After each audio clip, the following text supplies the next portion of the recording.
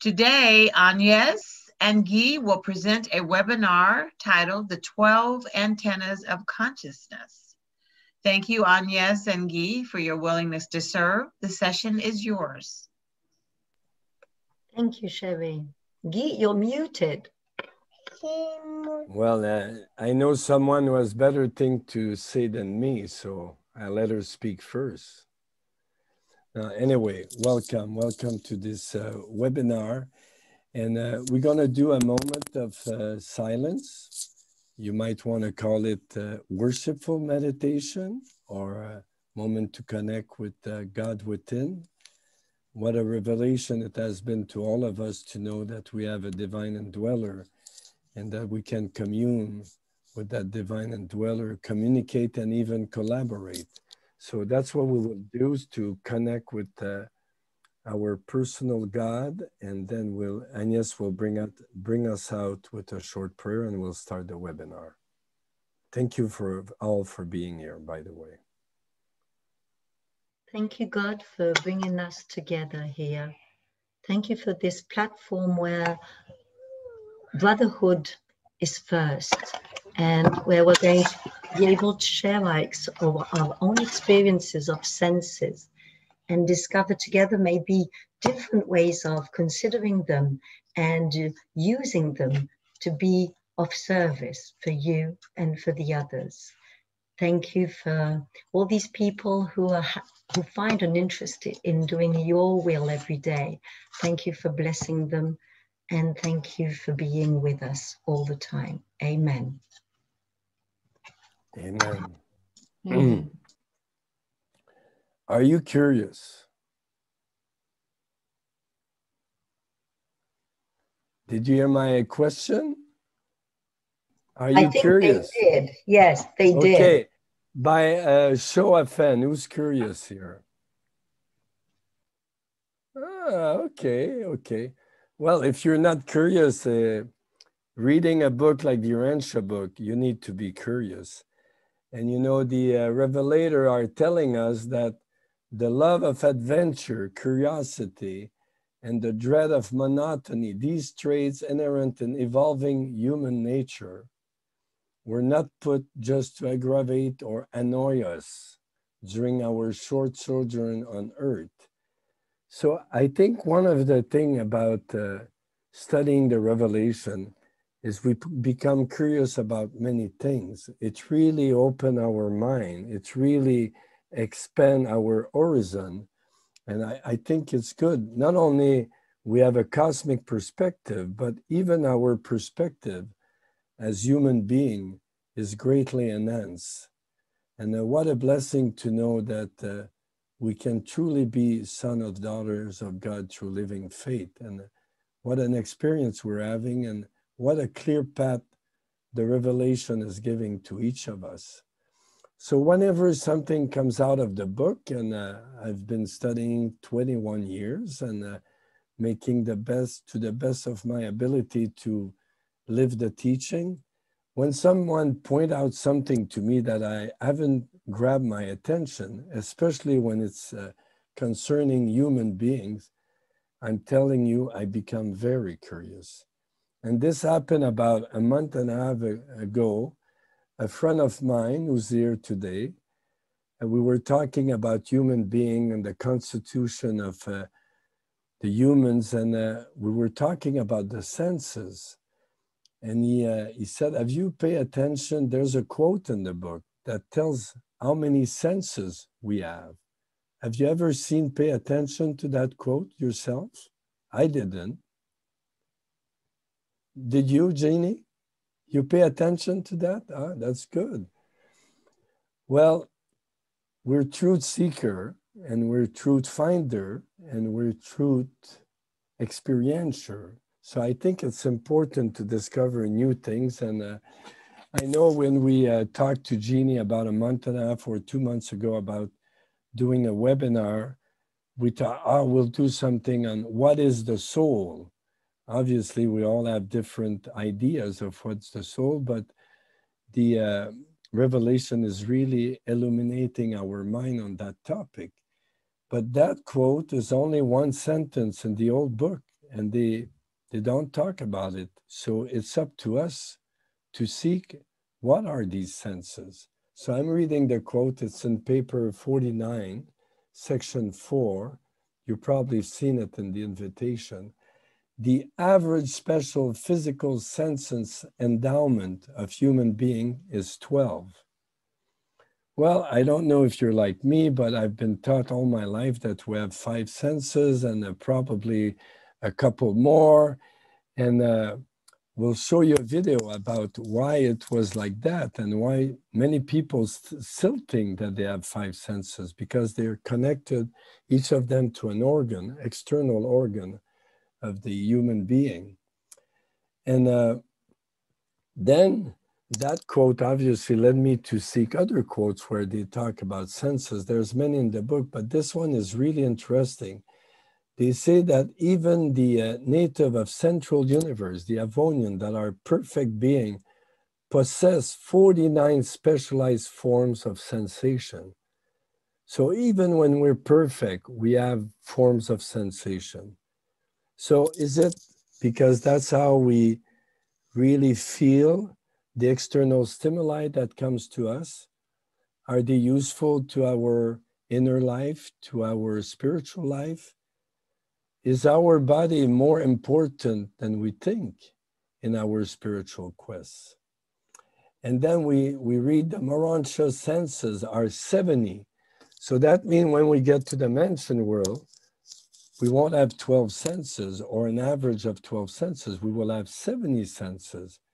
So does that mean if I'm really wholeheartedly involved in co-creating my soul with my thought adjuster, that I can have some of these senses now, that I can benefit from some of these senses?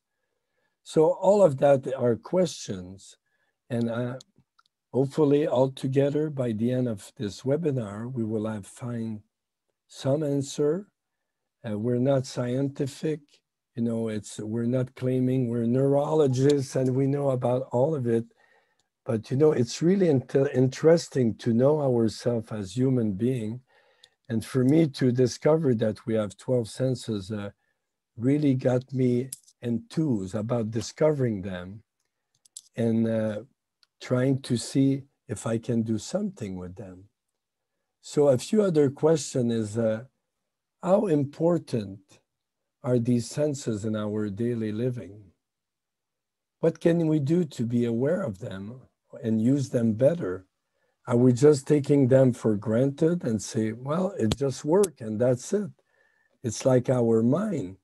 And what's the connection with the mind? We say the mind is the thinking, feeling, and perceiving mechanism. So the feeling mechanism is connected, I guess, deeply with these senses, the working of these senses. Can we simulate them? Can we keep them active? As I said earlier, are they useful in our inner life, as spiritual life? Can we use them in our spiritual growth? And lastly, can we interfere, impede, or retard with their good functioning? So what we're gonna do is that I'll show you a video that explains many things about what I just talked, and we'll come back to that and share on that topic. And again, thank you for being here. Okay, let's see if that's gonna work. Share screen. Voila. Back in kindergarten, we're all taught that there are 5 senses: sight, hearing, touch, taste, and smell. Aristotle defined these in his book De Anima. He then wrote, "One might be confident that there is not another sense beside the 5, and we've been listening this way ever since." But who's to say? Back in kindergarten, we're all taught that there are 5 senses: sight, hearing, touch, taste, and smell. Aristotle defined these in his book De Anima. He then wrote, "One might be confident that there is not another sense beside the 5, and we've been listening this way ever since." But who's to say an old Greek was right? Our ability to sense is incredibly complex.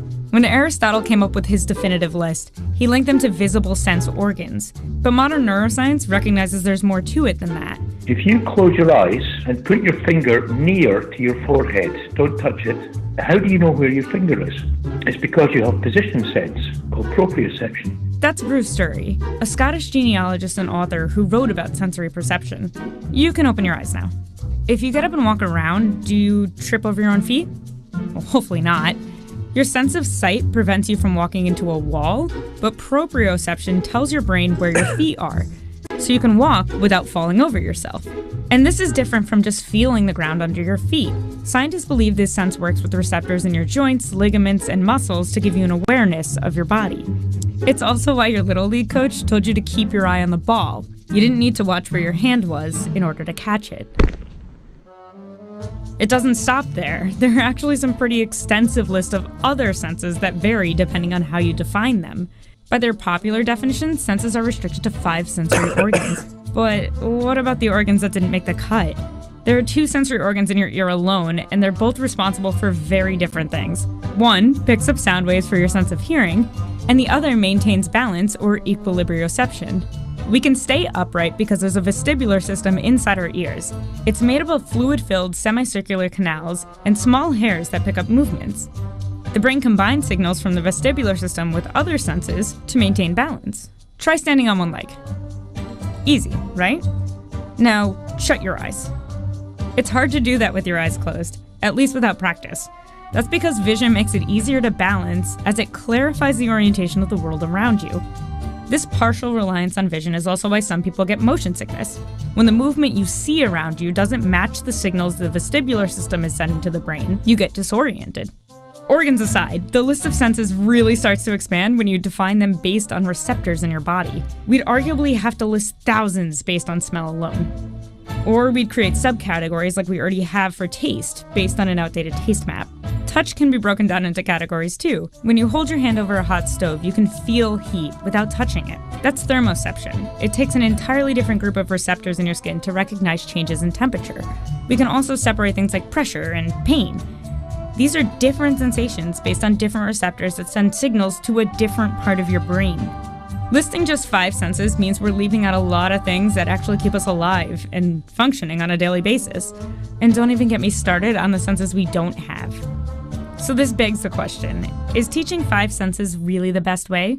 It's just an easy shorthand. I think the thing about the other 5, the classic ones, they don't only work that way. That's how we tend to talk about them.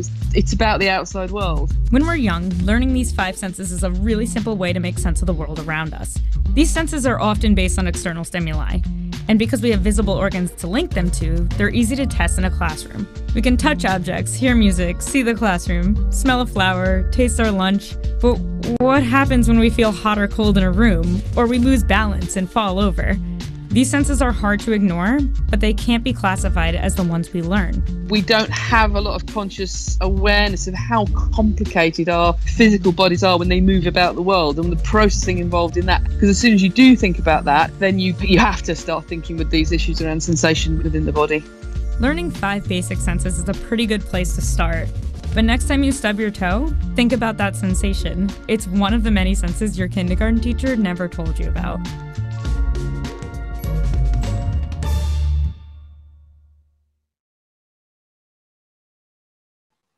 Voila. Yes. So what do you think about all that? And what do you think about your senses? And what can you share?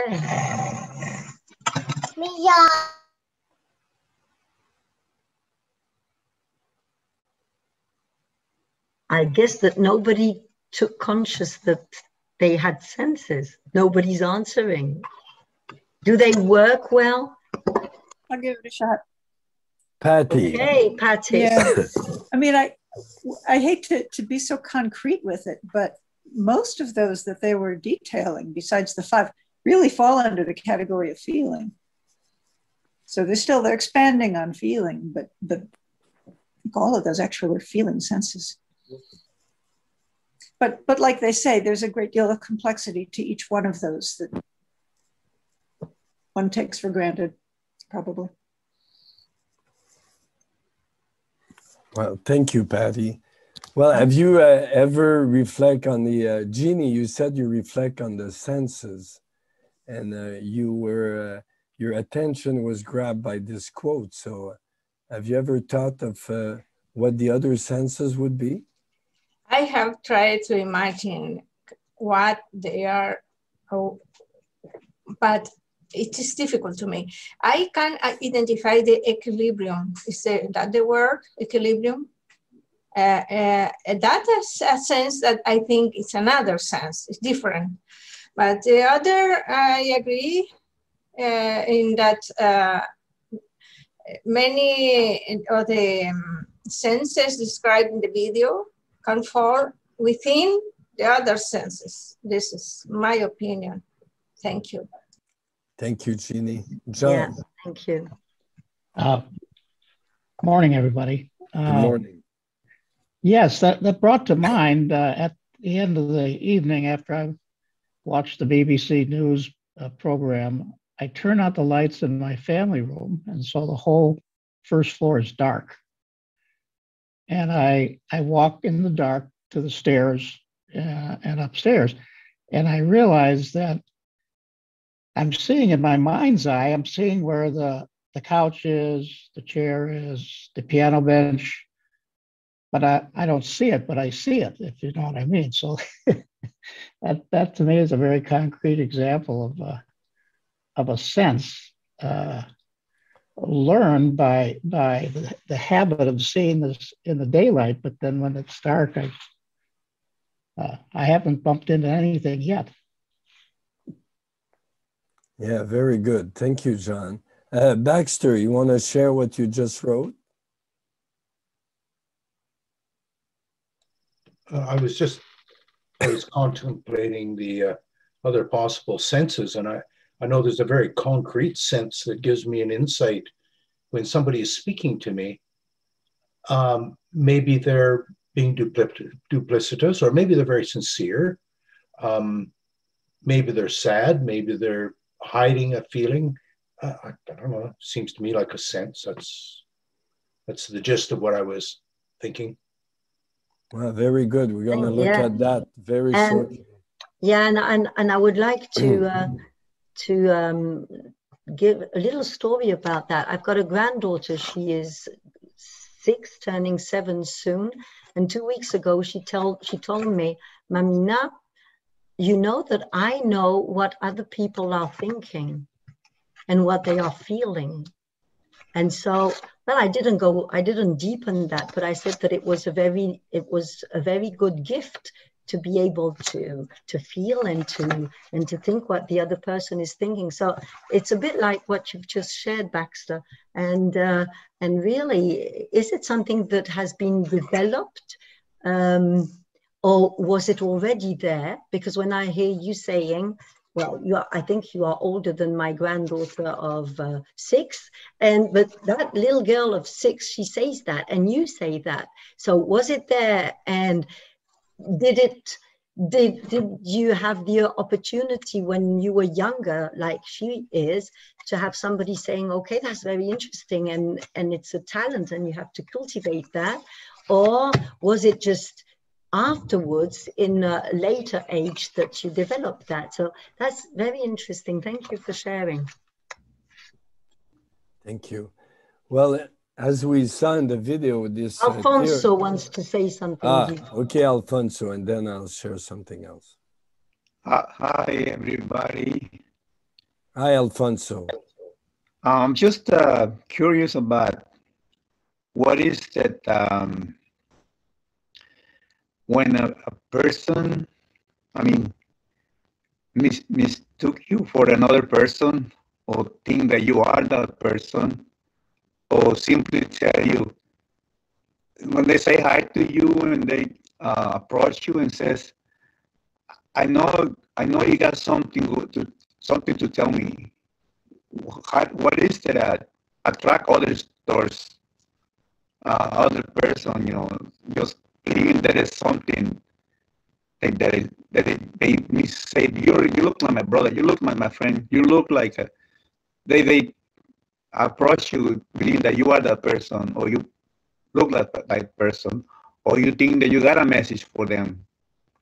What is that a person has that will attract others, towards him without knowing them?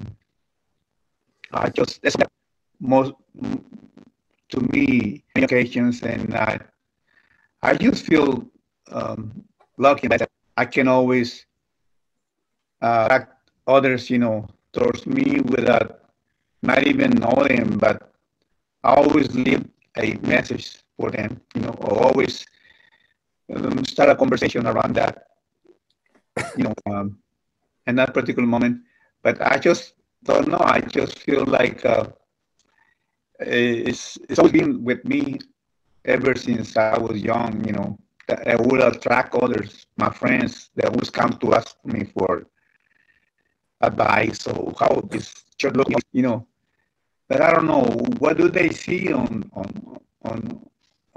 that person? Like another things to me when I first read in the Urantia book, and I'll find something that Jesus and it will do something. It used to do that in my joy to towards read. What is that feeling? What is it that it make us react in a form? Like we found something, we found the truth, or we found something that goes not into my mind but into my soul. It's the same thing happens when I listen to a song. I no longer listen to it goes right to the soul, to the inside of me, and bring me that joy. I heard that song, "Dust on the Wind." Yes, very good song. That particular song, I don't know, transport me to, I don't know, somewhere, but it just gives me a peace and a sense of joy. Even the theme of the program and PBS Nature, that music, I don't know, I just love it. I just love that, because I feel it inside. I no longer enjoy it with my ear. It's just deep inside of me that is feeling joy, And I just, I'm very lucky, and I consider myself blessed, for appreciating what is there, Yeah, very like true. I can see what they use, the moment, what they were feeling and the time they create the music. And I think I shared that with them, like appreciate what they did. But it's for me, it's very beautiful. I mean, to be able to feel and sense that to enjoy music deep inside my soul. Thank you. I just want to share that with you. Thank you, Alfonso. We will come back to that. Yeah. But Judy wanted to say something. Yes, I appreciate what everyone is saying, because I think we can all relate to that when it's mentioned. But I think maybe a sense of curiosity, as Guy started the meeting. Are you curious? And because some people have a better awareness and can develop that, it makes us more curious. And I don't know whether that works through the mind or our senses, that we feel things. But I really feel as though so many things are opened to us through our sense of curiosity or our sense of awareness. Very good. Thank you. Thank you, Judy. Jill, yeah.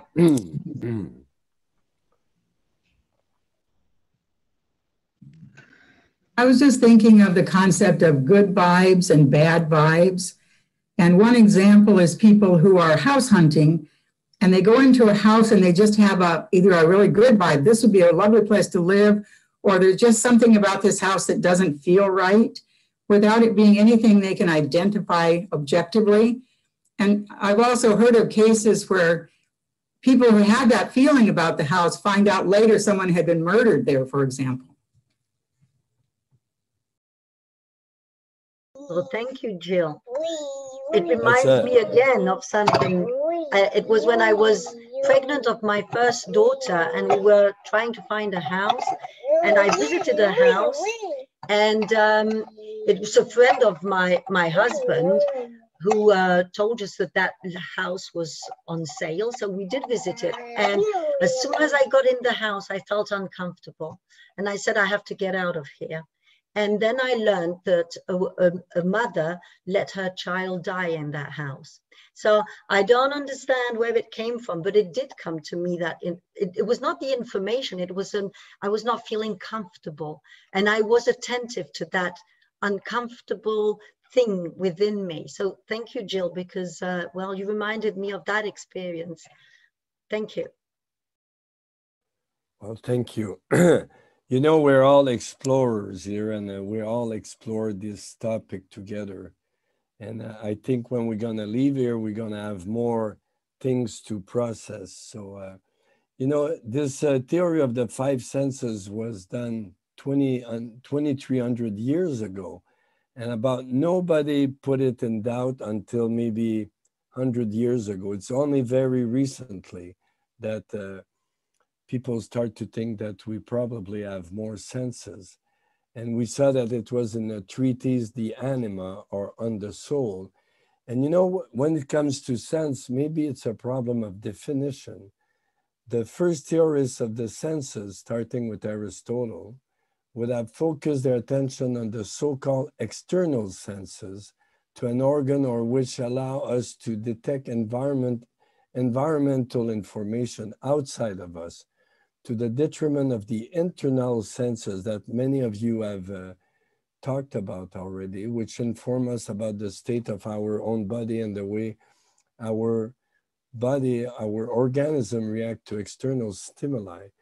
So one of the things that is, after looking at many video and listening to some podcasts, I think most of the scientific community agree that we have at least 9 senses. So what are the other 3? Some scientists say we have 33 senses, some 31, some 21. But there's really an opening about the fact that what she explained in her little video, that our machine is way more complex than we think. There's way more things that we detect. And the whole idea is that, are we overusing the intellect, the thinking element, and should we really make effort to feel and perceive more and think a little bit less? And I think a good example of what you shared, Jill and Agnès, is some people have that feeling, but they don't pay attention to it. And when they get involved, or, you know, Agnès and I are doing a lot of work, individual and with couples and things like that. And one of the first things when people are about to break up, I ask them, how did you feel the first time you met him? And they almost all of them say, you know what, I didn't have such a good feeling after all. So I said, why did you go with it? You know, it can be money, it can be stability, it can be all kind of different things, but how much are we trusting the element that comes from the feeling mechanism of our mind? Because the mind is the thinking, perceiving, and feeling mechanism. And when they talk about the cosmic circle, that it's to a mind of perfect poise, all of these 3 needs to work in triune harmony. So the senses, I'm not saying to stay to that level, but they're very important in how we capture the external stimuli and what we perceive about the world. So if these senses don't work properly, the information we receive, even though it will be processed by the intellect, won't give us really good perception. And you know, there are other pedagogy that talks about the 12 senses.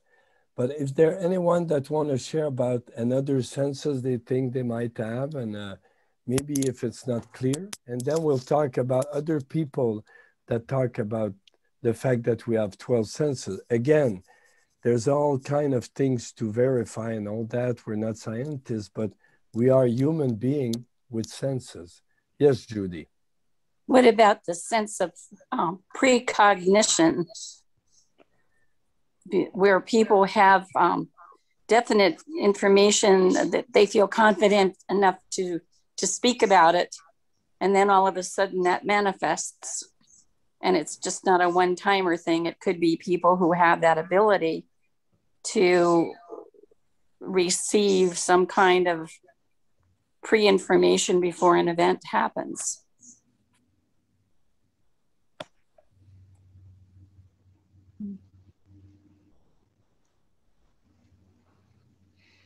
Are you on mute, Guy? He's on mute, yes. Yes, sorry.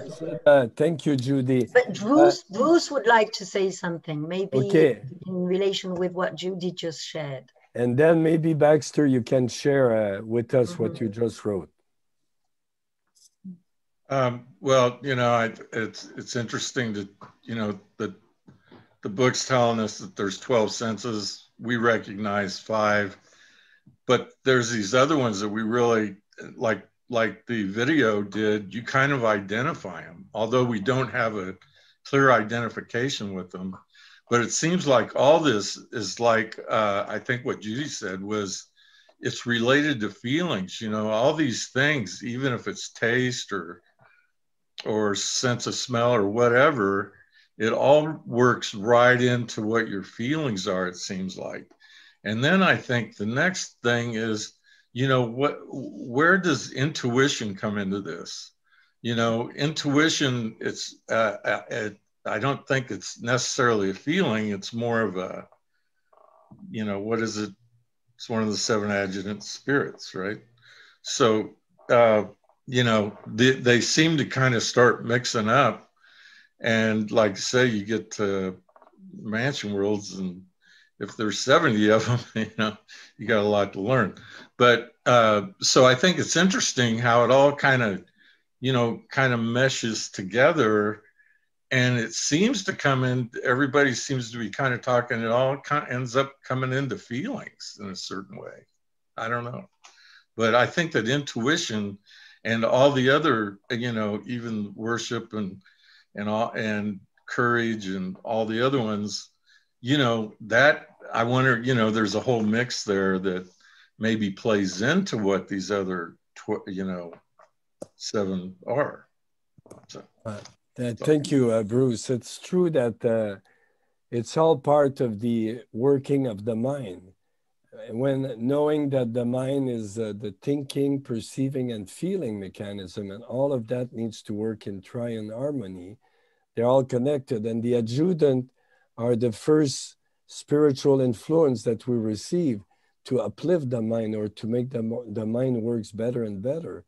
So for sure they're connected.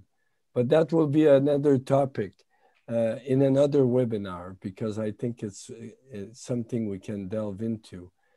Thank you. Judy raised her hand, Guy. I pushed the button again to unraise it because you answered my question. Okay. I think it comes a lot through our minds, and the more open and aware our minds are, more sensitive to what's going on. It reminds me of that allows us to be able to sense things, and it is in the mind, I think.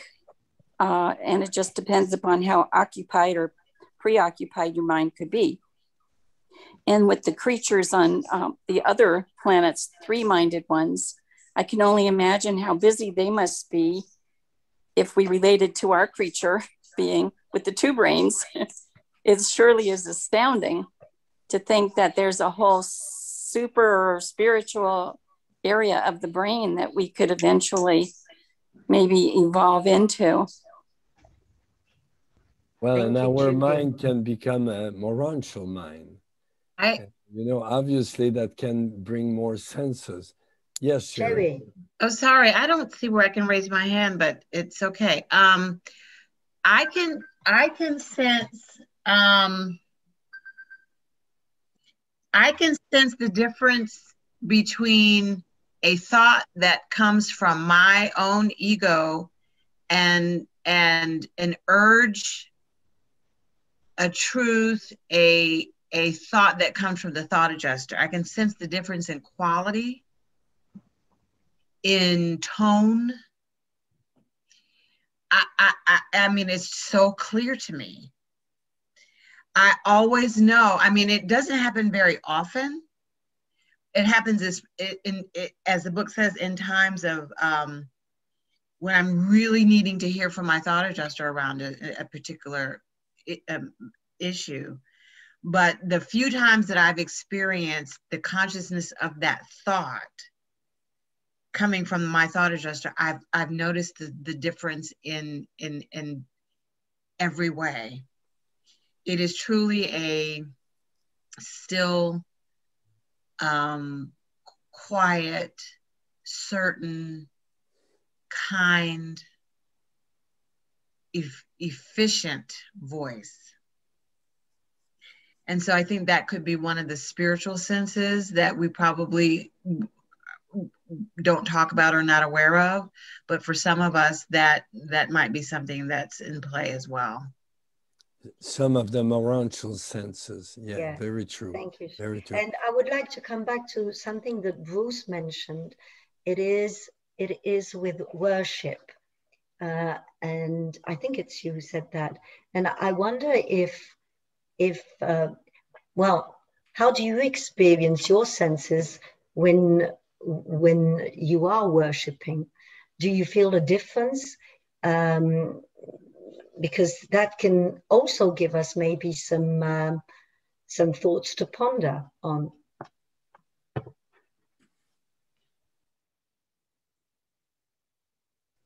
Al, you wanted to share something? I was wondering if anybody sleeping has a feeling that something's in the room, but they're sleeping and they could feel that motion or that feeling of, sometimes I can get a feeling like that something is there, but I can't see it, or I could feel it though. Does anybody have that feeling? Absolutely. Absolutely. That's what John Ailes shared a little bit earlier. But you'll see, we'll come back to each of the senses and the way some have grouped it in 3 different categories, 4 of them in each category. Baxter, did you want to share something about what you wrote earlier? Because that's one of the senses, by the way. Yeah, I was just contemplating the things you're saying and coming up with these other senses. I know I used to be a hunter, used to live off the land, and it was not all that uncommon an experience for me to be sitting quietly watching for game and suddenly know that I was in threat. And for no other input. And I'd look around and perhaps there'd be a bear looking at me, and of course, as soon as I meet its eyes, it runs away. But, things like that, or things like women have described to me walking down the street and suddenly realizing that they're in danger.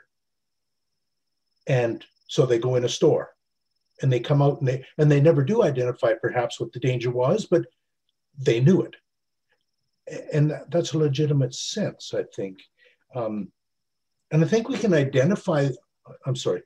No, it's good. I was just going to say, I think we can identify when we lack these senses. If somebody is blind, that's very evident. If somebody is autistic, that's very evident that they lack certain senses of human emotion. If somebody is a sociopath, they lack empathy. And you can very much identify the lack of these senses. Anyway, that's the Urantia book does say that there is an average of 12. It doesn't say there's only 12. So, thank you. Very good, Baxter. It's very true that we can observe these senses when they're not working. So we are creature of contrast. So when it's not working in us, we feel like a lot of people with the virus, they lose their sense of smell and taste, and it makes a big difference. In fact, they lose the taste for living almost, as I've heard a few people. And I think we can be way more aware of the working of these senses, and it really helps us in order to gain more awareness and even attain new level of consciousness. Guy, Alfonso first. Okay, Alfonso, go, and then I'll read a few things. Yes, I've been wondering on something that I came out with it, like, you know, I was thinking about like we go into grammar school, the teacher is available for first grade, and whatever we learn on first grade, it helps us to be in second grade.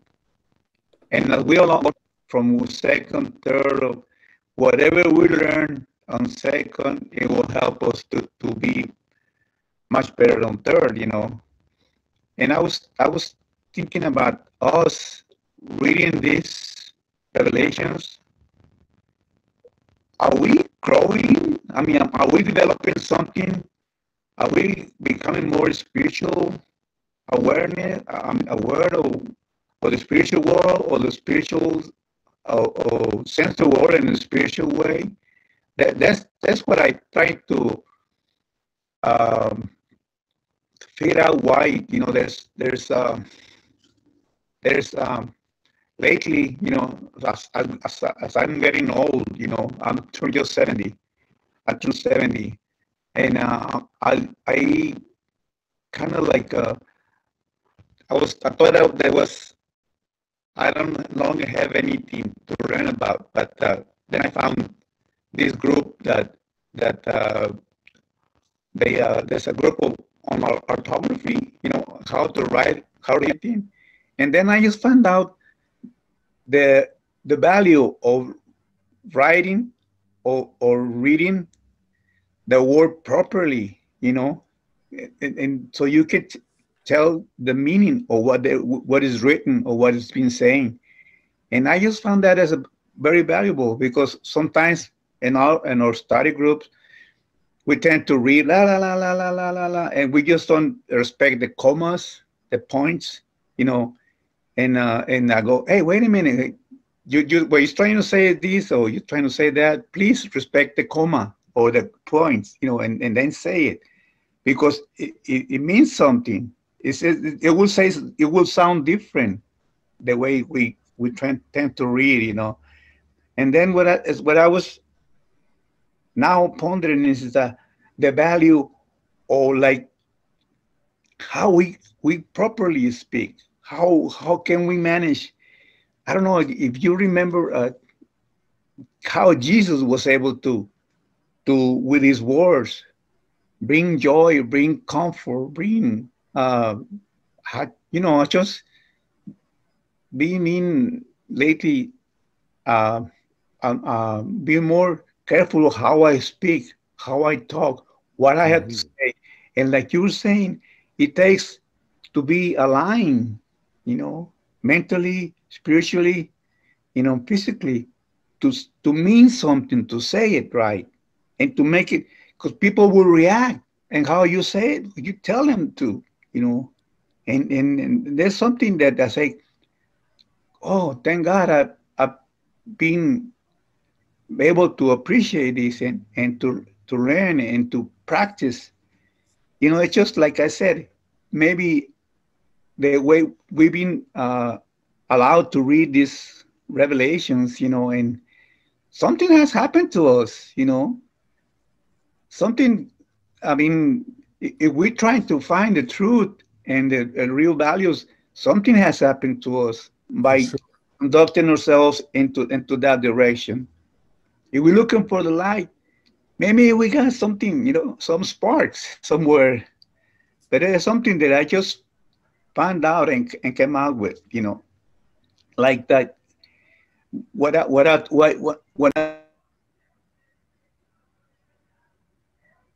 You cut yourself, Alfonso. Alfonso, you cut yourself. Okay. Because I said something inside of me is forcing me to seek, to look for something, you know, much more meaningful, more greater, you know.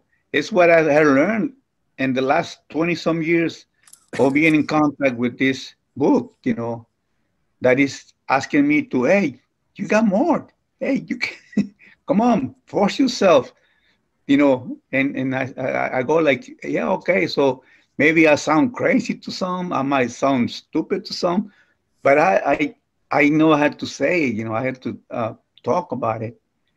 And but mostly I've been quiet. I'm trying to refrain myself from conversation without no meaning, you know, but So, I just wanted to Alfonso, share this with you. thank you, Alfonso. You're not crazy for us. It's all good what you're sharing. Thank you very much. You know, and we'll go to you, James, in a minute. You know, there's a lot of surveys that are done where American friends like to do surveys. And I remember when I was in an organization called Toastmaster, where you learn to speak in public, that they were saying that the words were less than 10% of our communication. The body language, the nonverbal, was more than 55%, and the voice was close to 38 or 40%, whatever the, and I really appreciate what a friend told me one day. We were in the UBS class, a book class, and he student in the class, can you hear the words? I thought that was really interesting to try to go beyond reading the word and hear the words, that something more is happening within you. So as you said, we all been transformed to a level or another. And when you start to read the book with your expanding soul, it's not the same experience anymore because you're receiving food to expand your soul. And we'll come back to the training of the senses. Go ahead, James. Thanks for being with us, James. Go ahead.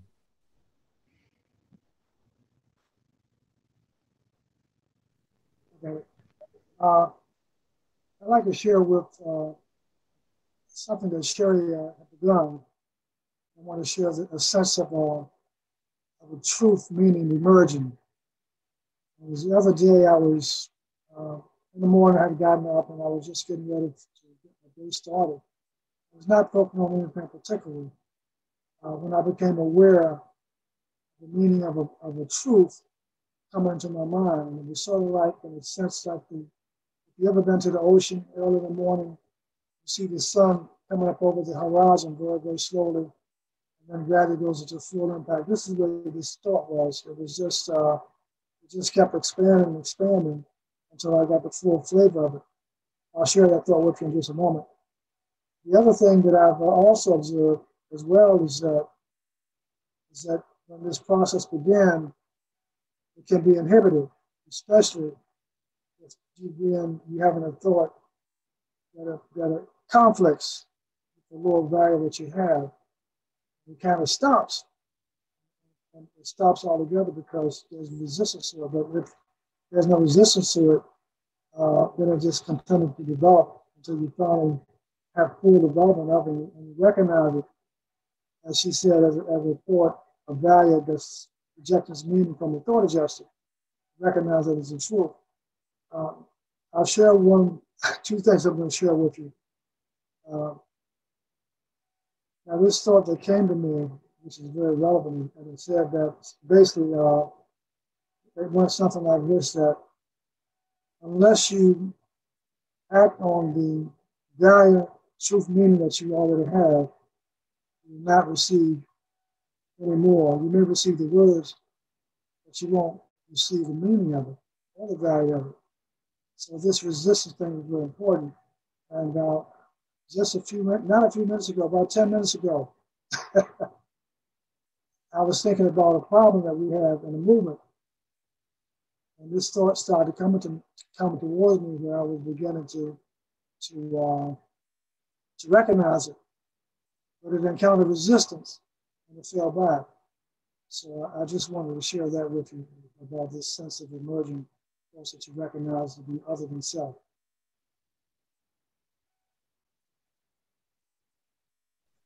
Well, thank you, James. Thank you. And Keith would like to say something. Who? Keith. Yes. Good afternoon. Good afternoon. Yeah, there's so much great input here.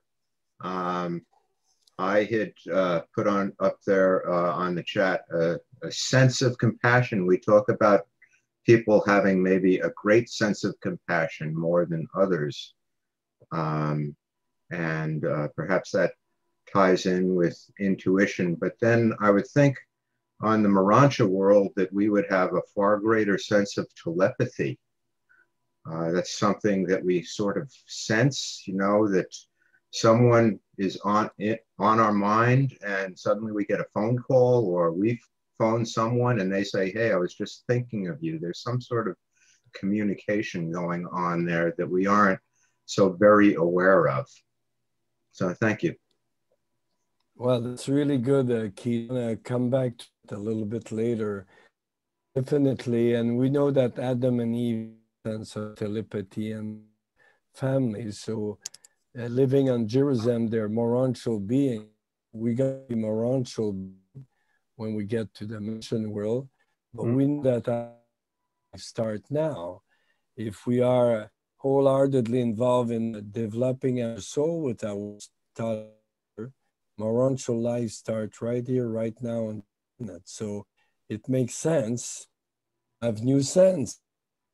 Use, you know, one thing that I really appreciate when our granddaughter Anna said to Agnès, Mamina, I can hear what the other people say. And saying, how food you, she said, wow, that's really interesting. Tell me about it. How many times we had a feeling that we have something kind of special working within us, and it was put down by that we're saying that we were unaware or stupid or whatever. And I think that's in some, I'm going to talk briefly about, they explain that each of the senses can be educated and sharpened. So I'm going to go to a little spiel here for 5 minutes, but you're going to see how they have brought them together. And I think great exercise that they've did. We're not here to agree or disagree on what they're doing. We're here to expand our understanding. Revelators say that on average, we have 12 senses. That means some have less and some have more. So I guess in the scientific community, as we saw in the video, we have touch, smell, sight, and taste. We have equilibrosception, proprioception, and we have thermoception, and we have nociception. It's the sense of pain that is recognized in all the scientific environment. So that of them, and we'll show you how these people that have studied and see how we can improve the working of each of them. And someone talks about an autism kid that lacks some of these senses, or, you know, if someone is, we had someone in French last weekend that with us that he was someone who was dead. And he said that's probably the most terrible sense not to have. He said this guy was so in pain of not being able to hear. And that's losing sight is nothing in comparison to not being able to hear. So, you know, Guy, in the chat, I'm keeping an eye on the chat. Guy, you're frozen. You have no more senses working when you're frozen. Guy? I'm sick. Guy? Yeah, I'm here. Well, I said that there are many things that are good things in the chat. So I'm keeping an eye on that because, well, Cheryl just asked, why does the book refer to them as special senses? And but there are others. Anything with an aesthetic value, art, music. So there are very interesting things in the chat that we have to come back to after you are going to do what you intend to do now. I saw a sense of awe, a sense of fairness. There's many good things for sharing all that. Can you hear me now, or? Am I frozen? No? Okay, so in some pedagogy, they group the 12 senses in a section of 4. The first section is the physical or internal senses. The second are called the mid senses. And the third one are the 4 social senses. And I think a lot of you will be keen to these one. So each senses is like a word in itself. All our senses produce a singular experience of our environment. Each sense makes us feel like a part of the world without being reduced to it.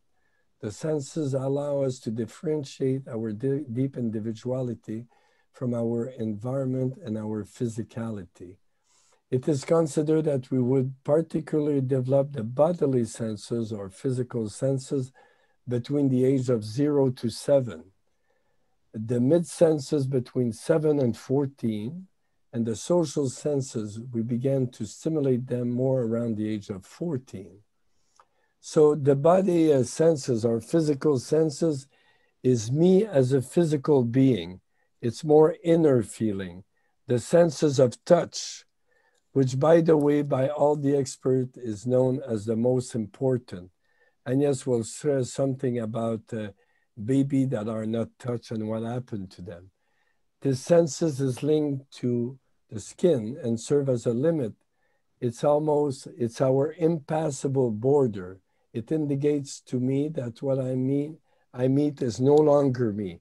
That's the definition of my body, my bordering. So you want to share this story about the sense of touch, Agnès? Well, I suppose that you heard about it. It was in Romania under Ceausescu, when there were many parents that died and the children were brought to orphans, I think we say that. Well, the orphanage. Orphanage, okay. Yeah. Well, there. And so there were nurses taking care of them, but they were just feeding them, changing them, and not having that contact, physical contact, only just for feeding and changing. And many babies died.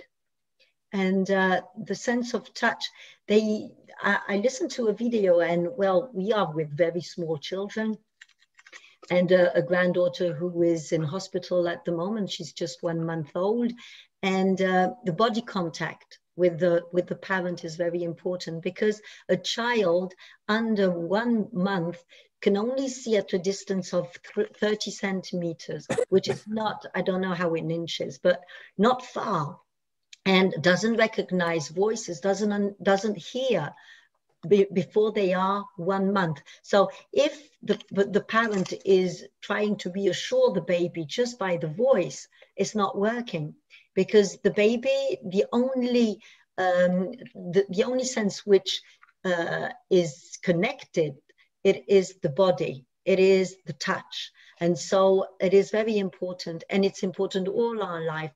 And I suppose that you all experience distance, social distancing with the COVID, and how many people are suffering from not being touched. So it is a very important element. Thank you. And you know, in our daily living, we use the word touch, like I've been touched by God, or that person touched me, or I've touched that person. So it goes way beyond just that feeling of touch. I think that's the whole purpose of this webinar, is to really open our mind to an expanding understanding of these senses. Then the second one is the sense of life. I wanted just to add, because I'll put something in the chat, but I wanted to add that in Belgium there are elder people who are benevoles. Do we say that? They bénévoles, Guy. Volunteer. volunteer. They volunteer to go in hospitals, in cares for children, just to take care of them, just holding them and just sitting and keeping them on them all day long because the parents have to work, etc. And so it really shows that there is a difference when a baby is looked after when he's in hospital. And it's true for all of us. For all of us, even until we die. So the sense of life, which is called as well the nociception, is the sense of life that indicates when our internal organization is no longer in harmony. So you feel that you don't feel good, you feel you're gonna throw up, or you feel there's something not working in your body. That's a sense. It's called nociception, and it highly recognized. It feels that you're, and it works mainly when you don't feel good, interestingly enough. But if you talk to people that do a lot of sports, you will see that it works really well when your body works really well as well. It's called the feeling, how you call the runner's high? Yeah, so that's with the sense of life. And you see how they connected to the higher sense after that. The sense of movement that was well explained in the video, the proprioception. We feel our own movement within, we know where our organs with that. Someone who wouldn't have that sense, and some of people do, you will ask them, close your eyes and clap your hand. So they will do like that. They don't know what they're in, but if I ask you to do it, you will do it, obviously. So we take all these things for granted because they work all the time within us. Equilibrosception, we talk about that, the sense of balance. You know, are we balanced as an individual? That can go as far as that, you know. If my body is not working well, my mind doesn't work too well. Try to worship when you're sick, and we'll talk about it. The mid-sense, the four next one are the mid-sense, the sense of smell. And these mid-sense are our contact with the external environment. And they're related to air or gas or water and liquid, earth solid, and fire heat. So the sense of smell is linked to air. You know, we're alive because we can breathe. You know, I don't know if you practice conscious breathing sometime and try to breathe by your belly. It's really good. It makes you feel really at peace. Even when you're stressed, you just do 3 conscious breaths and really breathe in, go very deeply, feel your belly coming out, and you breathe out through the nose and you feel your body, your belly coming in. So all these senses are there. We use them constantly, but not really consciously most of the time. And the sense of smell is really powerful, but nothing compared to a dog. You won't go sniffing the ground to go back home, but that's what the dogs do. Their sense of smell, I've heard, is 1,000 times more efficient than ours. So again, it's really interesting to recognize that we share that with the animal kingdom, at least the first 4, 8. There's amazing stuff, BBC video on the sense of equilibrium, and ibex in the mountain. The mountain is like that, and he's able to stay and go take a branch up there. It's incredible, the sense of equilibrium. But we look at gymnasts or people are in the Cirque du Soleil. It's impressive what human can do. And then the fourth one that is connected to, no, the third one, sorry, it's a sense of sight. And that's really our connection with the earth. You know, that's how we feel, we can see, we can perceive things, we can have a feeling of dimension, of depth, of height, and all these things, of colors as well. You know, I'm doing it very in a summarily, so I'm not expanding on it, but it's just to help our reflection. The sense of warmth, Well, I want to give you an example. I jump on the trampoline each day. And the other day, it was a beautiful day, very sunny, but a little bit windy and not that warm. So I jump on the trampoline bare chest. So I really felt warm in the front and cold in the back. That's pretty amazing when you see how many, all our skin is so important in our life, how good care we take of it. So, and then we have the social sense. The social sense are listed, the meeting other people. Now that we covered the inner sense, our inner feeling to feel ourselves as a being, and then our connection to the environment, it's all about connecting with the other. And they list the first one as the sense of hearing.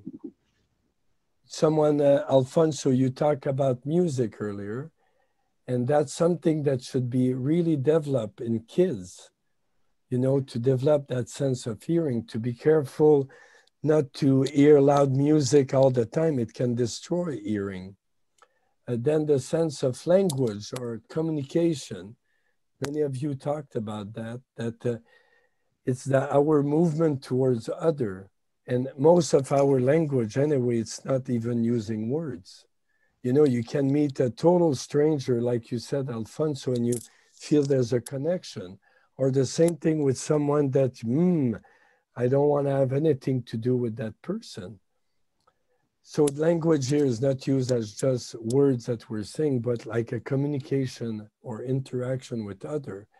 And then they list another one as the sense of the thoughts of other.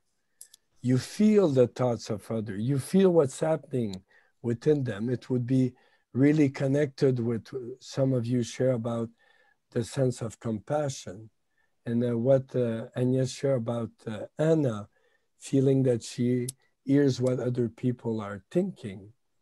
And then the sense of the I or the ego of other, but for us, student of the revelation, we will more say the sense of the personality of the other, that there's a person in front of us. In the paper 16 in section 8, they talk about the personality as self-consciousness and free will, and they're both intimately related. So self-consciousness is being aware of who we are and being aware that there are other personality as well.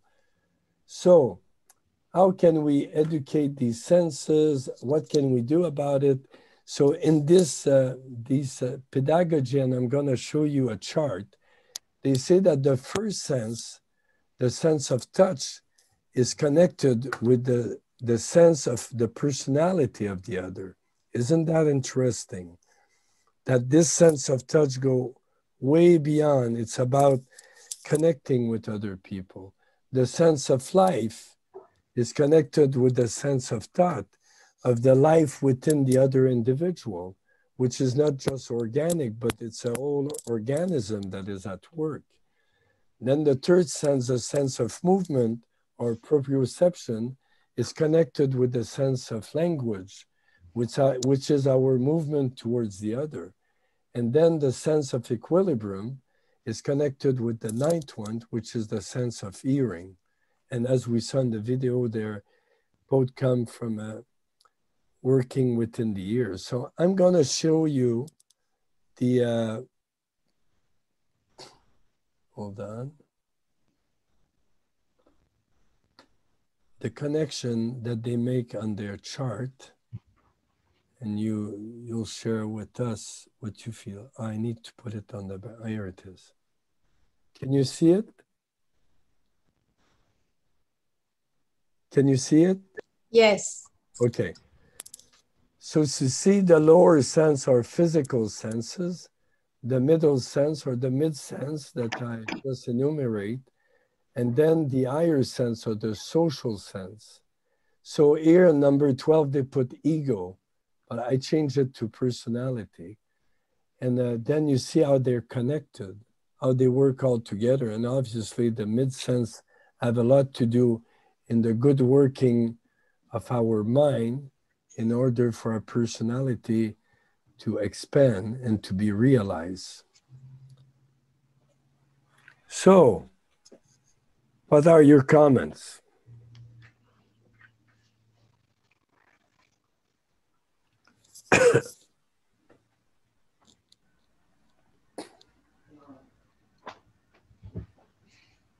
Well, personally, I think that there were very interesting exchanges and already at another level.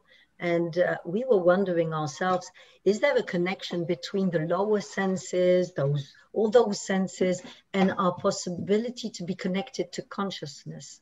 And many people have shared more deeper senses. And so I think that it would be interesting to come back to those experiences because they were very powerful and deep.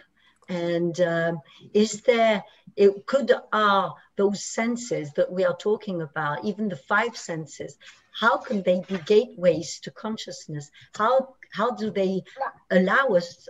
How can they help us connect to consciousness?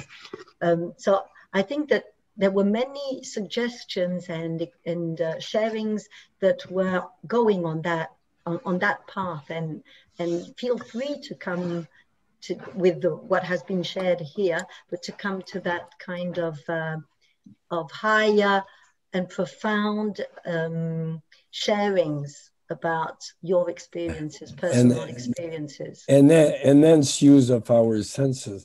You know, just to conclude with the information, they say the mastery of the first senses, the first 4 senses, will serve as a basis for the development of the last 4, the social senses. Okay, the separation.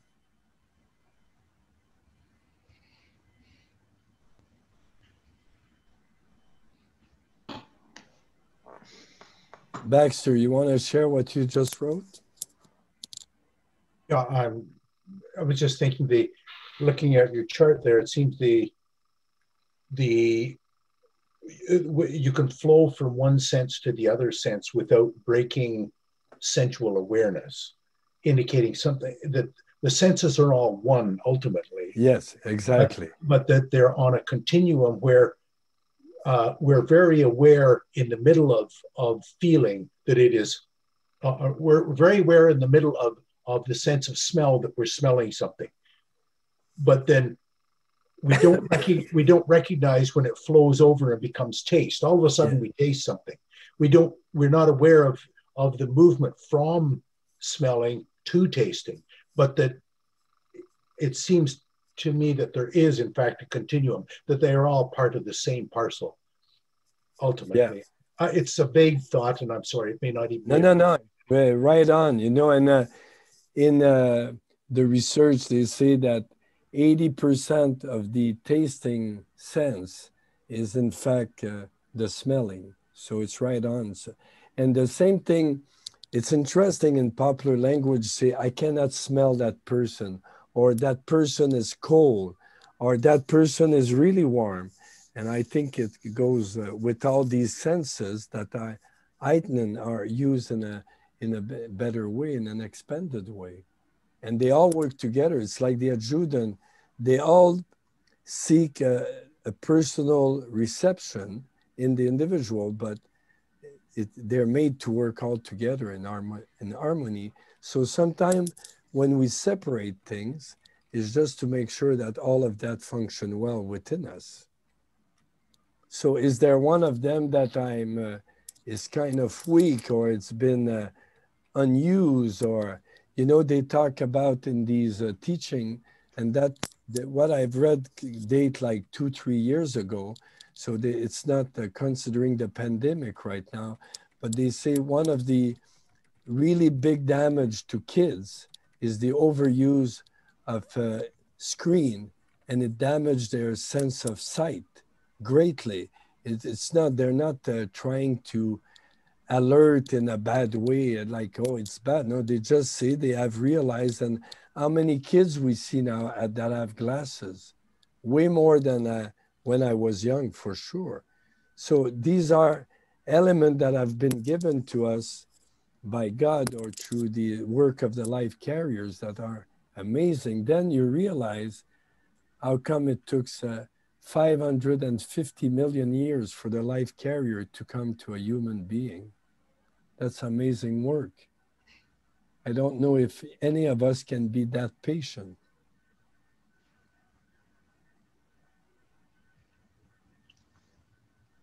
I'll chime in. You know, I think that what you just said is right, and you know, it's an interesting thought when you think about, you know, the mind and how we use, in a certain way, all these different senses at the same time to come to a conclusion of some sort, you know. And I find it interesting that with this COVID, you know, some friends of mine have lost taste and smell. And it's interesting when you ask them about it, you know, that you lost your taste and your smell, you know, it kind of, you know, kind of throws them off a little, obviously, right? When you lose your taste and smell, you start losing these. But so you know, when it all kind of comes together, and then you can get to these higher ones, like, you know, your graph is really good in that all these things relate to each other. And not only that, but I think in a certain way, you know, there's probably people listening that are more sensitive than other people. Some, you know, there's a sensibility, I think, that everybody has, and some people have better senses maybe about certain things and better senses about others. And so I think that different people end up with sharper senses in certain ways. And maybe that accentuates, like your granddaughter, you know, going, well, I can understand what they're, you know, I know what they're thinking, you know. Plus, that's a child, and they often have more intuition or more, you know, better way to look at things, really. So anyway, I think it's just interesting how everybody's different, and some people are probably a little more sensitive than others. Thank you. Thank you. And you know, it's interesting because the word sensibility, or to be sensitive, is almost a flaw for a man to be sensitive. At least for older men, but it's not a flaw. It's a gift. It's a gift to be sensitive to everything. We don't mean to be run by your senses, but we mean using them in a good way, so you can have really much better perception. And I think they can be really useful in our quest for consciousness and our quest for, you talked about that, Sherry, earlier, that you have a clear sense when a thought is not from your ego, but from from somewhere higher. I have that sense too. I think we acquire, it's an acquired sense. It's not something that is there right away. So the whole idea of sharpening our sense, educating our sense, and you know, do some of the exercise. I put a video on the sense of touch. It's really good. It's a podcast, sorry, and I'm gonna put that video on the chat if you want to look at it, and try to make that exercise. You know, just stand up and go on 1 foot and close your eyes, and you'll see it's really difficult to stand in an equilibrium. So it's really interesting to, it's us, it's about us, human being, and about all the gifts that God has given us. Rick, do you want to share what you wrote on the chat? And then Nancy wants to talk. Nancy wants to talk. Okay, Nancy, go ahead, and maybe Rick will say something after. Merci, Eric. You're on mute, Nancy. Sorry. Okay. I just wanted to throw in here, in this whole area of sensitivity, there are aesthetics, like artists have different sensibilities and sensitivities, and they evoke all these feelings or perceptions or whatever you want to call it in other people. And this is a whole other area of the senses that when artists evoke feelings in other people, in a sense, they're evoking senses. Things touch senses. This could get to be a whole complicated other subject, aesthetics. Anyway. No, that's really good, Nancy. Well, it's about touch and being in contact with other people and having that feeling that they know they've touched people with their music. Yeah, so, like a person that writes music. Yeah. Evokes a certain, or an actor or a playwright or a poet or an artist or, yeah. And we're all there in awe about people that are able to do that, but our personality is of deified reality. So it will allow us to become like God at one point. And the only thing we need to do is to be involved in realizing our personality. So if we always say, oh, I don't have this, I don't have that, well, with the Urantia book, there's no place to be a victim. You know we have a fragment of, pure fragment of the first source center in us, plus we have a personality of deified reality that is relatively free from antecedent cause, all of us, and the personality is inherently creative, but that creativity is in our inner lives.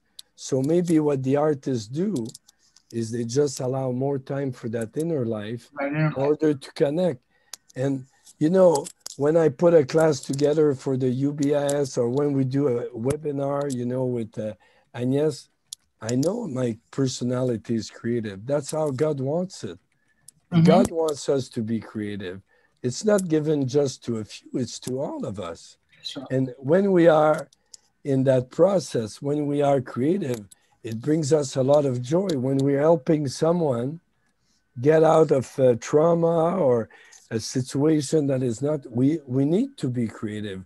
We need to hear, we need to listen, not just to hear the words, but to perceive what the other one is really, what's happening within themselves. And there's so many places where we can be creative. And when we are creative, we're happy, we're joyful. And all of us, look at anyone who do some gardening or anything. Agnès has a good green thumb and she showed me the sprout that are coming out now that we're gonna put in the garden. There's so many things to appreciate, you know, in our life. Someone was telling me 2 days ago, he lives in Oregon, and he came out really early in the morning when the sun was coming out, and there was a lot of mist, and he was looking at what he had to do because he's doing some gardening and it was cold, so he has to attend a few things. And the neighbor came and he was really negative about all kind of things. And he's a believer and he has faith. So then he said, all of a sudden, I didn't hear the negativity anymore. I was just observing what was happening around me, the sky, and then an eagle came and down and tried to pick something like a squirrel or I don't know. And he said, wow. And he said, the guy beside me, he was so much in his head and in negativity, he didn't see any of it. Any of it. Can I jump in? Sure. What you should be a preacher. Well, I need to recover my voice if I do that. You have to use your voice, yeah. But when you were talking about, you know, the creativity in our interior, you know, I was thinking about my process for doing projects.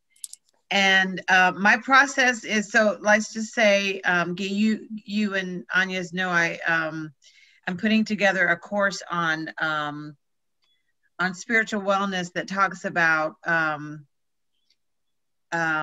learning to have more true self-respect for yourself and learning to change habits of negative self-talk. And that was, you know, that was my theme. And so I know I prayed about it and asked for guidance. And my process is that I just go through, I say I'm going to do something and I just go through my day, right? I just go through my day, day after day after day after day. And when I'm ready, I'll just sit down and start taking notes. And then I'll get up and I'll go through my day, day after day after day after day, and I'll sit down again and look at what I've put down and think, wow, that's not so bad. And then I'll add to it. And, you know, I'm not aware of myself kind of pulling ideas and thoughts together in my head. They just seem to come together once I'm ready to sit down and do a little bit of work. And when I leave it and come back, I'm always surprised at how it all kind of coheres in a way that I'm not aware of. I'm not aware of putting the structure together. It just seems to cohere. And so since you said that just now, I'm thinking, you know, we're taught that the thought adjusters also work kind of specially with people when they have a certain talent or project or ability. And, you know, I don't know what my abilities are, but I know I can synthesize information. I do know that. I can synthesize information and present it in a way that makes sense, but I'm not aware of how I'm being helped to do that. And so whenever I finish something and somebody says thank you, I'm always thanking the Father first, because I know that it is not me, I'm the vessel, and he's allowing me to use what he's given me, whatever that is, to do whatever I'm doing. So thanks for letting me share that. Thank you, Sherry. One of our favorite quote in the book: the work is important, the self is not. When you put yourself aside, you can do important work. What really, where we waste our energy is in the self, it's not in the work. And when you're carrying in a work like that, where your purpose is to do good to others, for sure we're help. Yeah, that's what I wanted to say, is that it is wanting to be at service, wanting to help people, wanting to be present to people, and not knowing how it's going to happen, but just that willing to do it. Well, I think that we receive help.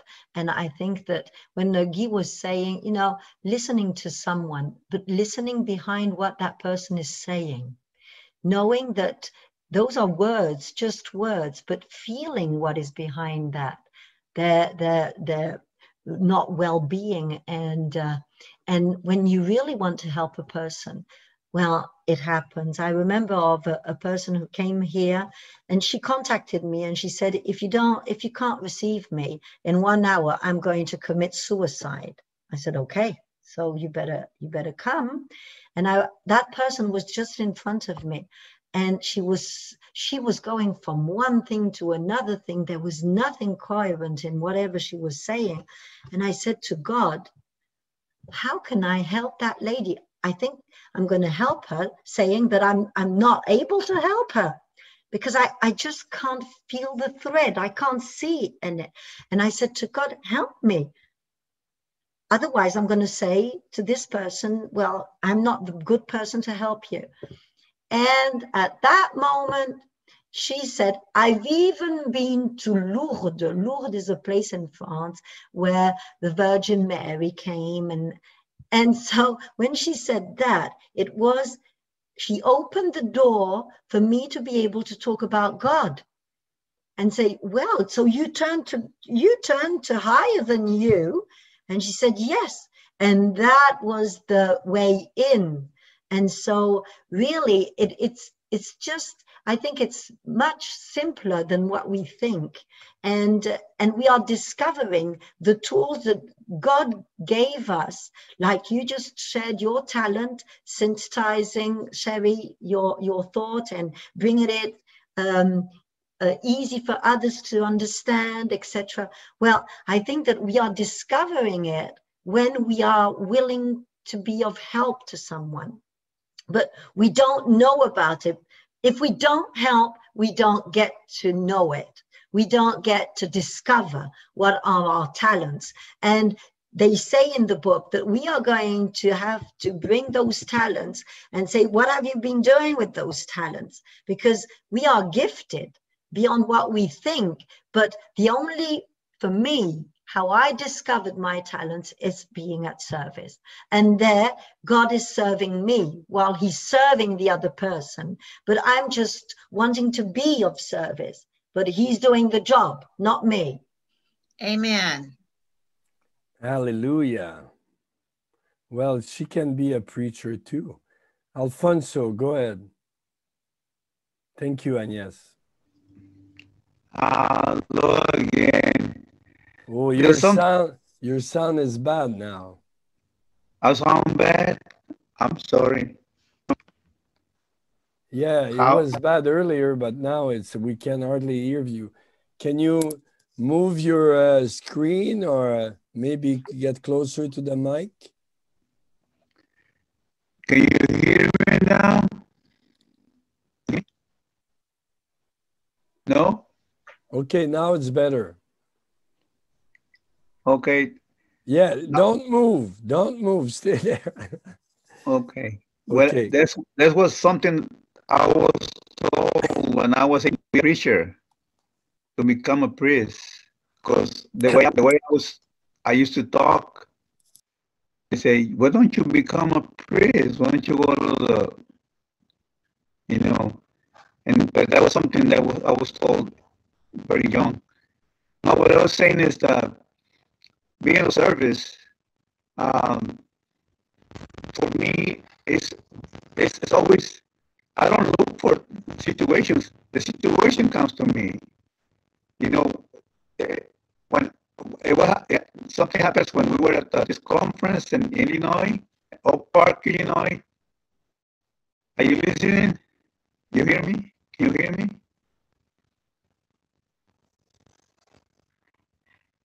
You can continue, Alfonso. I was in Oak Park in Illinois at some university, and I just happened to walk out of this, to walk on the streets, and on my way back, I decided to take a cab, and suddenly this cab shows up, and there was this lady, and he brought me to and immediately he started a conversation about, do you believe in the Virgin Mary?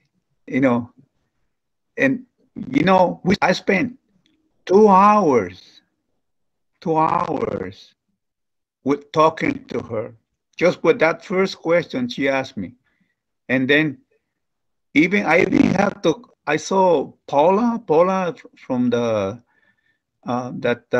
what's the name of that? Okay, I called her, hey, Paula, can you help me with this lady? And she talked to her too, but it was 2 hours. And she was there wasting time, because it was a taxi lady, and she didn't realize it was how much time we spent. But she went on to talk about religion stuff, and I stayed with her in the taxi, and I even pay her more than she charged me for. But it just things like that happens, There's people out there looking for someone they can hear them or have a word or comfort to them. So that's what is my service, And I don't remember what was the conference about, but I do remember I had that experience, And I love that, because I was being put and used for someone, you know, and so, experiences like that one, it's been in my life for many times, you know, many years. I can, you know, I can remember how many, but that was one of the most that I said, golly, 2 hours, you know, and she was just there. She wanted to talk to me about it, about religion stuff. And the next one happens to me at the Costco store.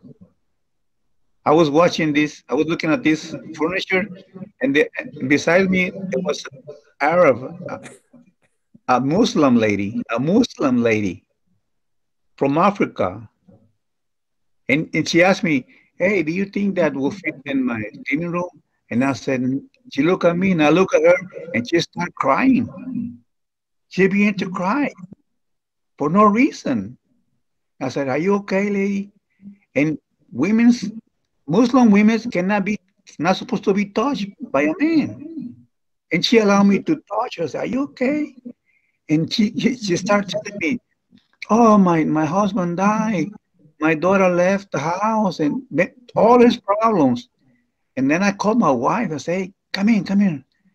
And she told my wife, she's treating me like my brother. You had a good husband, and you know, and began to cry. And I told my wife, now you see, I don't go looking for situation like this. So they're there, you know, and I just walked in. But I was very, for me, a Muslim woman, even her kids walk out of that because she's not supposed to be doing that. But she trusts me with her feelings and her problems. And I was able to talk to her, you know, And oh my God, I said, Jesus. I always raise my hand and I said, thank you, God. You know, I just said, thank you, God. Thank you. I've been reading the Urantia book for more than 20 years.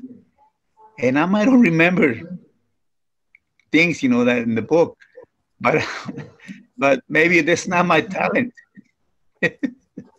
Well, that's a great talent, Alfonso, to touch people like you did. So thank you, God, like you say. And I think anybody that opens itself and stay open, receptive, ready and available to what the angels are doing for us. You know, they're creating an opportunity all the time. But if we are stuck in that negativity or things like that, we don't even see it.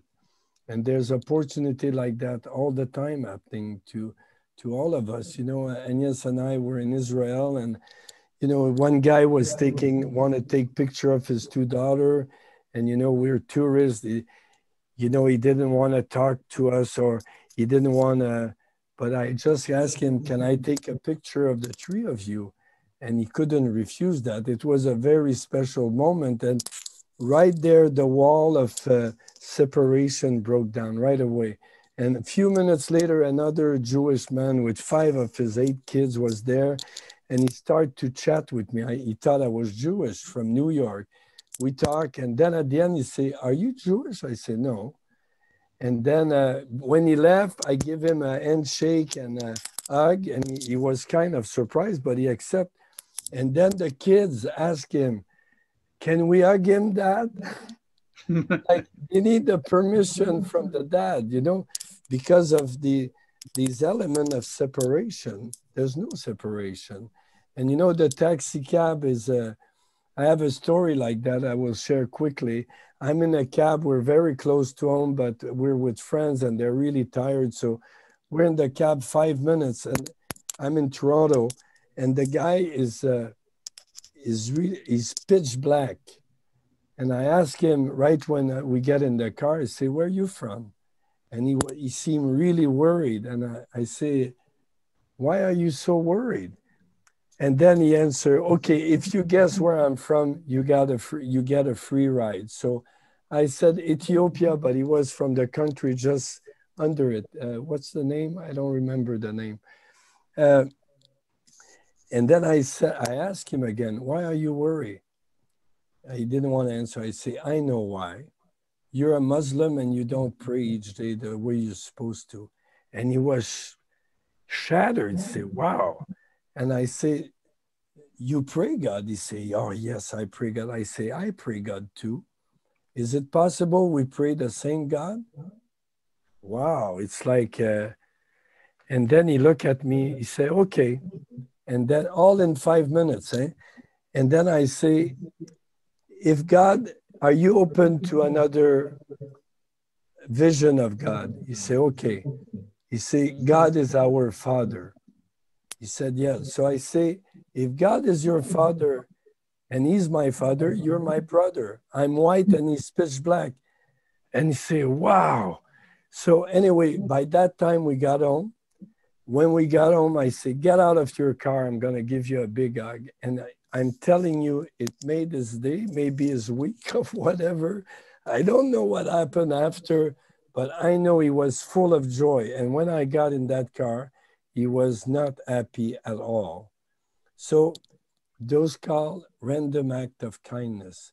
To serve, we don't need to do big things. We just need to be present. And that's why we did that seminar. It's all about feeling what's happening around us. And we're sure that they're great antennas to higher consciousness. So, Rick, you have your hand raised. And we got. And Baxter put a very good question in. It's been there for a couple of minutes, so maybe you can ask it, Baxter. Yeah, let's Richard first, and then Baxter will ask his question. Okay. And then we'll conclude. Yeah. Basically, greetings, family. Hi, Richard. Maybe we're going to have to add a couple more senses. Maybe there's more than 12. Like Nancy came up with one that is pretty well known, the aesthetic sense, the sense of beauty and harmony.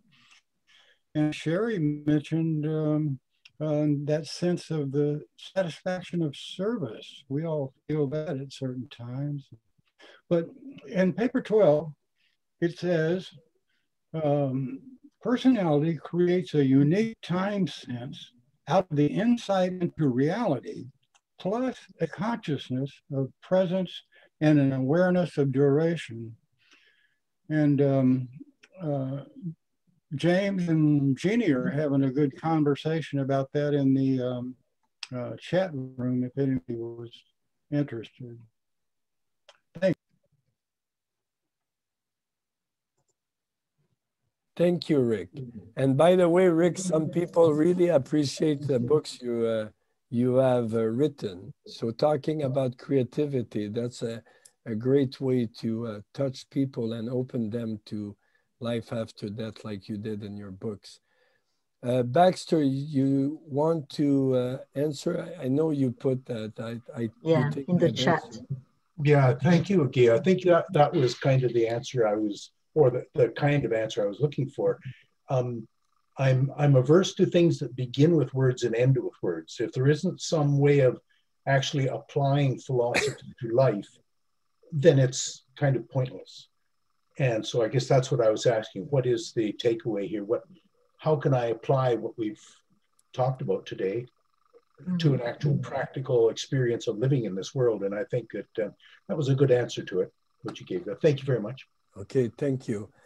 Well, I'm going to add to that. I don't know if any of you have done hiking at one point maybe in a dangerous place.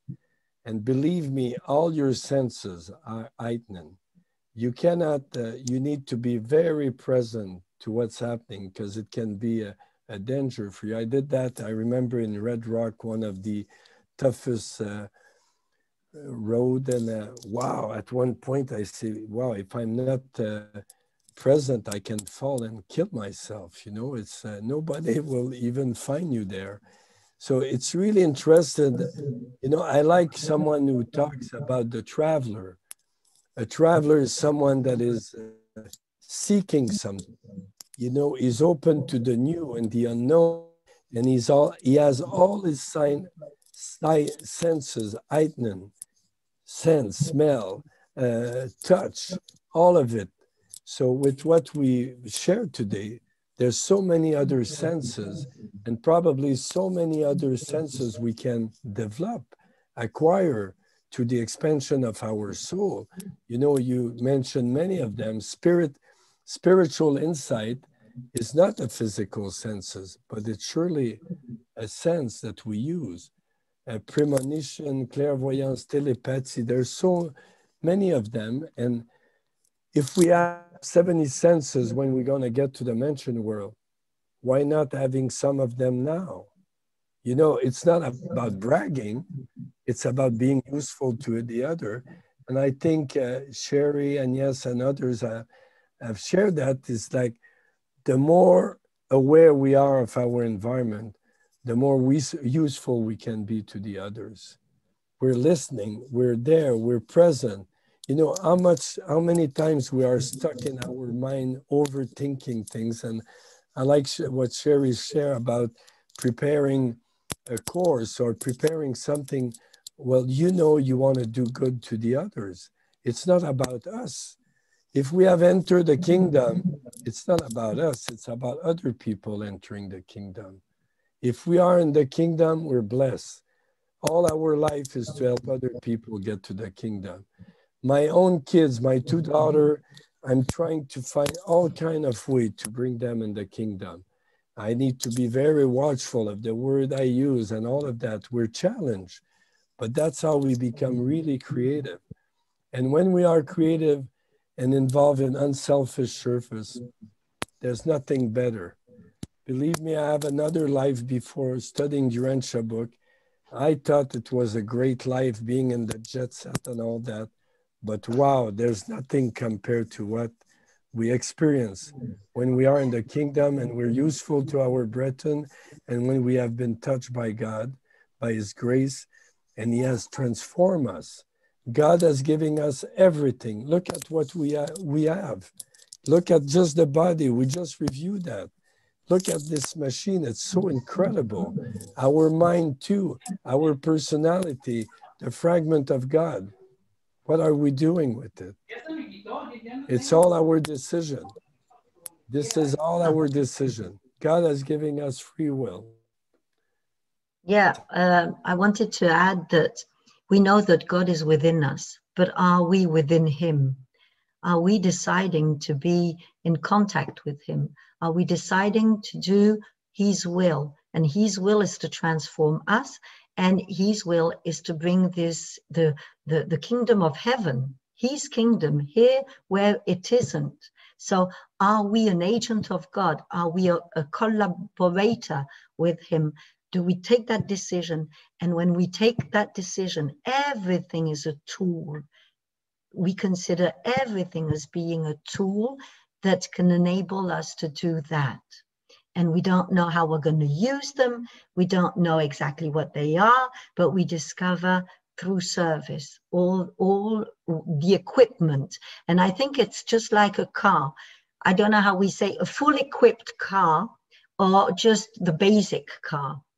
So we as human, we work with the basics. And as soon as we discover that we are full equipped and that we want to understand what we have been given to discover God within us, but to enable God to process through us, well, at that moment, I think that there are many options that we are discovering, but we have to be highly active and highly willing to get closer to goodness, truth, and beauty, and to manifest that. So for me, it's really, we are full equipped, and all those senses are to be activated by our willing to be helpful to others. And when we turn to God because we want to do his job with him, and we accept that, and our life has another, because sense in French, not in English, but sense, S-E-N-S, it means direction in French. And so when I turn all those senses in that direction of God, well, he transforms those little streets in highways when he responds. So yes, that's what I wanted to share with you. Thank you. Thank you. Any final comments from anybody before we say goodbye?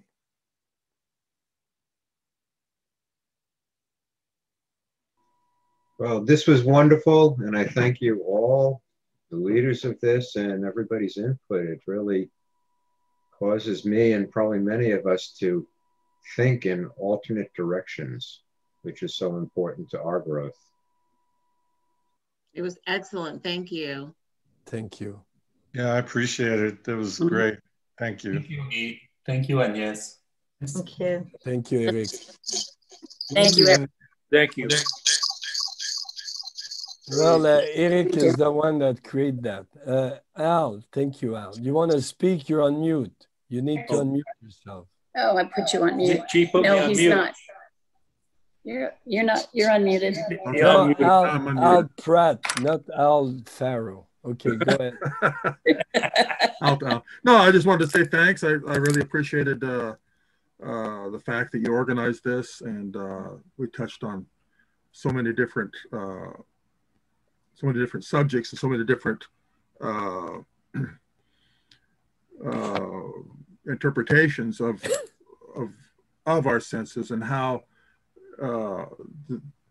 what I take home from this is the key to all this. I mean, the reason for all this, of our senses, for our being here and everything like that, is to help others. It's service. And as we do what we can with what we have, then we find that we have other gifts at our disposal. Once we follow those first urgings to be of service, then we find that as we go along, we find more strength. But so, definitely, it becomes more and more. It becomes more and more natural. Thank you for being with us, Al. Judy.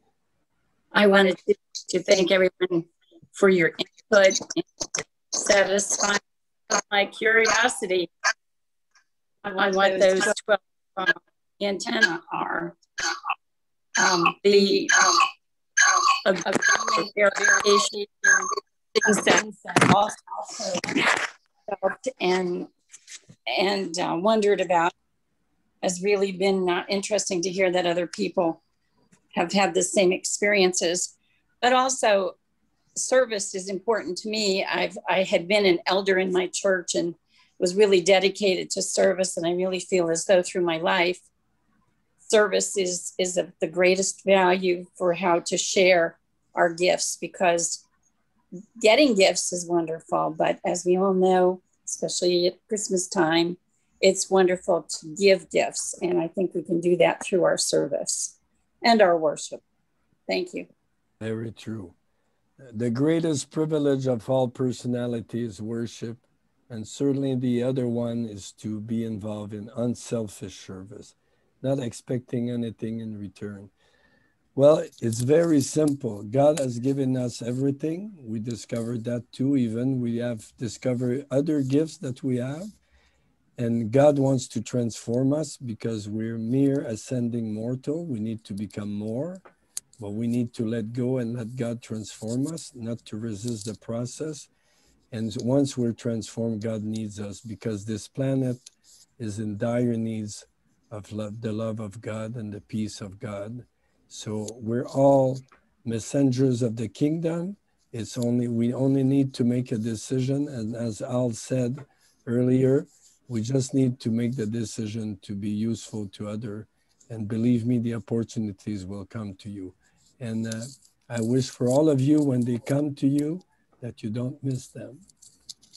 And in closing, one of the favorite quotes of many people in the book is, love is the desire to do good to others. So we will review that together today.